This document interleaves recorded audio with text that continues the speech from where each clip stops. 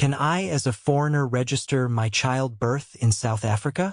The short answer: you might need legal assistance. The whole question: my partner was born in South Africa but moved to Portugal when he was a year old. He has a South African passport but not the national ID.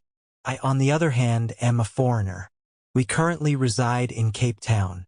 We are not married, and I am currently pregnant. Once our child is born, we would like to use my partner's surname and he will legally acknowledge the child. Will we be able to register our baby?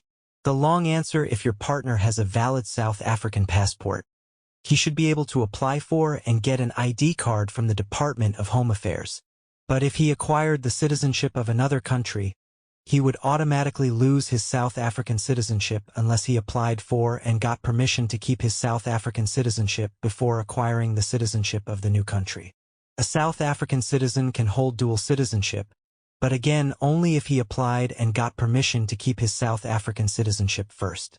In terms of registering the baby's birth, all children must be registered within 30 days of their birth under the Births and Deaths Registration Act of 1992.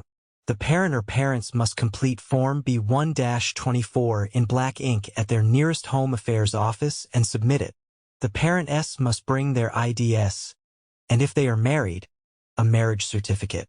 If the parents are married, the child is given the father's surname. If they are not married, they can choose either the mother's or father's surname. The parents are then given an unabridged birth certificate which contains the child's legal name, their date of birth and their place of birth, and its parents' names. This is then included in the National Population Register. You need an unabridged birth certificate to travel out of the country with the child. As Home Affairs would often refuse to register the births of children when one parent was an immigrant, a case was brought to the Eastern Cape High Court in 2018. The court had to decide whether the Births and Deaths Registration Act allowed the father to register a child in the case of a mother being absent or not having legal permission to be in the country. It decided that the BDRA did not allow a father to register the birth of a child in those circumstances. It was therefore unconstitutional, as all children born in South Africa have a right to have their births registered. The court also found that Regulation 12 of the Births and Deaths Registration Act, which provided for an unmarried mother to register a child's birth, prevented an unmarried father from registering the birth of a child, which was also unconstitutional. So it read into the regulations the words "or father" to ensure that either a mother or father could register the birth of their child if they were unmarried.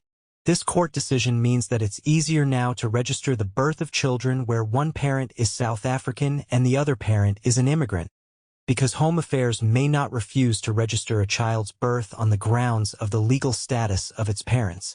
Although the court order was in 2018, Home Affairs often takes a very long time to comply with court orders, and you may find some Home Affairs officials still refusing to register births of children in the circumstances described above. If you run into that kind of trouble, you may want to consult the following organizations for advice.